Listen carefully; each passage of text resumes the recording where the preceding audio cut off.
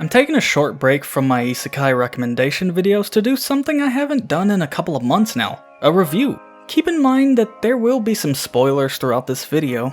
High School Prodigies Have It Easy Even in Another World is quite the mouthful of an anime title. This show is about 7 exceptionally gifted high schoolers being isekai'd into a world with a civilization that is less advanced than they are. The main group of characters might be gifted, but the only real advantage that they have in the series is the knowledge of a more advanced society. On their own, they're not very strong, and each character has their own strengths and weaknesses to offer, and this is where the anime really excels. I've heard takes about how there's no stakes within this anime, but there are. This anime has a focus on political drama and extensive world building, so all the stakes are regarding that since the series isn't very action oriented. You see, the stakes in this anime comes from political strife and all the problems that come with the changing of the political system. High School Prodigies is fairly slow paced. The start of the anime takes time out to give the viewer a good look at this new world's initial standing. This world isn't in a very good place, and it uses the first episodes to show what our main characters can really do. Along with this, it also gives the audience a general idea of how the rest of the series will be, so if you didn't like it in the first couple of episodes, you're probably never going to. The majority of the story revolves around Tsukasa using his knowledge in politics. He aims to gain the trust of the people so he can help free them from the tyranny of the monarchy that ravages the land. It's the story of the rise of a new nation, but in a very different way than what we'd see from similar plot setups in other series. You get a very good view at the behind the scenes work because of how the main characters directly influence this. Outside of the nation building, there's a smaller focus that pertains to the main characters being summoned to this world. This part of the story isn't explored as much because it heavily ties into the kingdom that governs this new land. This is the only part of the story that I felt wasn't executed as well because of how much it's tied to their nation's progression. You don't really get to learn about the circumstances of why our heroes were summoned outside of a basic prophecy. The series elaborates a bit more on it as the main characters confront newer villains, but that part of the story wouldn't realistically be explored until a second season because of how it's handled. Since the story itself involves a great deal of world building, it's hard to talk about the story alone, so the rest of this review will be talking about the characters, villains, and how it correlates to the story, as well as how I feel about how well they were all executed.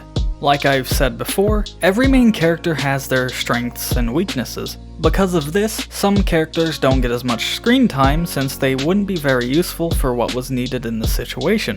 The most prominent of the characters in this series are Tsukasa, Shinobu, Masato, Ringo, and Akatsuki, because of how much their expertise comes in handy for their first major goal in the series, establishing a nation for the people.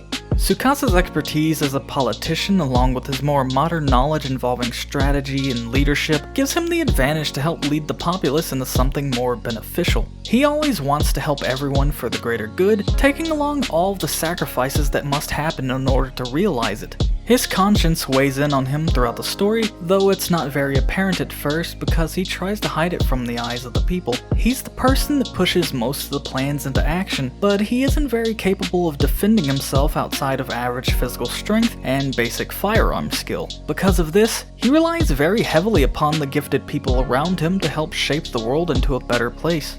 Shinobu was raised as a ninja, and she's described as an expert of information gathering, so she has a fairly crucial part in the story. Her espionage gives our main group the knowledge to be able to think of a plan to outdo the enemy. While she doesn't visibly interact with the other main characters a whole lot throughout the series, we learn quite a bit about the monarchy and how far their corruption goes through her eyes. You also get to see the perspective of the citizens that oppose their nation through her actions.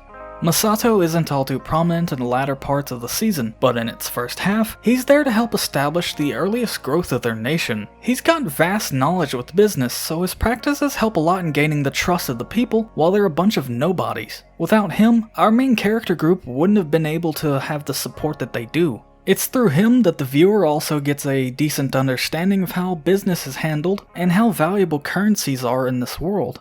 Ringo is the group's inventor. Her knowledge of machinery and manufacturing helps a lot within the inner workings of this newfound society. She doesn't get a whole lot of screen time, but every time you do see her, it's usually pertaining to when Tsukasa needs something made. Out of the entire cast, she's the only one I didn't like because of how she's handled. She's not really used to the best of her ability, and though she does end up having some meaningful interactions to make her better as a character, it doesn't help very much. Akatsuki is the most underutilized character in the anime, but that's only because his area of expertise isn't very useful. The only time his knowledge comes in handy is when Tsukasa uses it to turn him into a fake god to win over the hearts of the people. You get to see him quite a lot throughout the series, but the downside of that is that you don't get to know him. Honestly, it just makes his position feel very hollow because of that. The remaining two aren't as prominent as the 5 I just went over. Their ability is very useful, but they don't really get into situations that require their expertise. Kana is a brilliant doctor, but since there's not a whole lot of action within this season, you don't really get to see her put to use very much. Aoi, however, is seen in a much better light because she's primarily a bodyguard in the season. When conflict does happen, the two of them help out a great deal, but outside of that, you only really see them hanging around Akatsuki.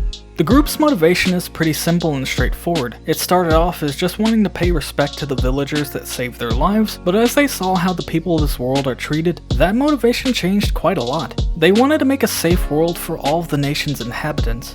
The villains in this story are people that represent increasingly extreme aspects of monarchy, an angle that is always present, but not quite explored to this degree in other isekais. The political drama that comes through the story is in the form of the main characters trying to set up a democracy to give the people of the land the ability to live as freely as they can. The different aspects that the villains represent cover some form of greed. The first villain was the most straightforward as someone complacent getting everything that they want because of how the current system works. The second villain represents unwavering allegiance, even at the cost of meaningless death. The third villain is something a bit different than the straightforward bad guy, however. The last conflict comes about from internal strife among the sections of the enemy army, but it evolves to be something more than that. The conclusion of the anime is something that I really enjoy. It has a setup that makes you feel satisfied if it never gets a season 2, but it also makes you look forward to seeing the future of this series and what else can come of it, especially if they elaborate more on the 7 Heroes prophecy and look into the characters on an even deeper level. Overall, High School Prodigies is rated pretty highly in my books. I don't see a whole lot of negatives with this series. What few points I do take off of it can be overlooked fairly easily because of the amount of fun and enjoyment it gave me. I watched the entire series in a sitting, and I couldn't get enough of it. The story of this series isn't one that the average isekai viewer enjoys. With its focus upon world building, the impatient would just go elsewhere saying that nothing happens. It's not a show you'd watch for action, and it's probably one that is a lot more interesting for slice of life fans than those of the isekai genre. Or they could just be fans of Gate that don't mind a lesser amount of action. Since the review is over, I'm gonna go off on a bit of a tangent before I end this video, so you can leave now if you don't want to listen to this. In hindsight, I should have made this video a lot sooner, long before the basement dweller tried to say that this anime was among the worst of 2019 because it didn't line up with his politics.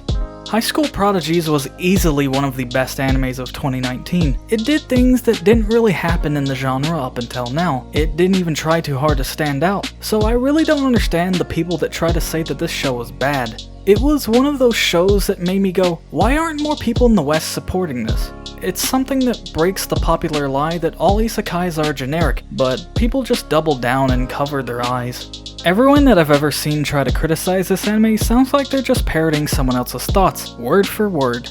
At the very least, I just wish that the popular opinion would have more criticism than nitpicks if they deem a show to be objectively bad. Anyways, that's my 2 cents on the matter. Links to my Discord and Twitter are in the description if you want to interact with me or join my community. I've got way more isekai to cover, so I'll see you around.